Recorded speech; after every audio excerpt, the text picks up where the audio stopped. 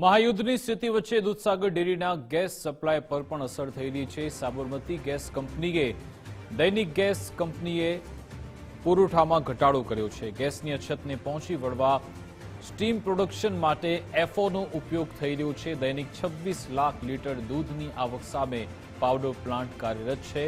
રોજનું આશરે 175 થી 200 ટન પાવડરનું ઉત્પાદન યથાવત છે।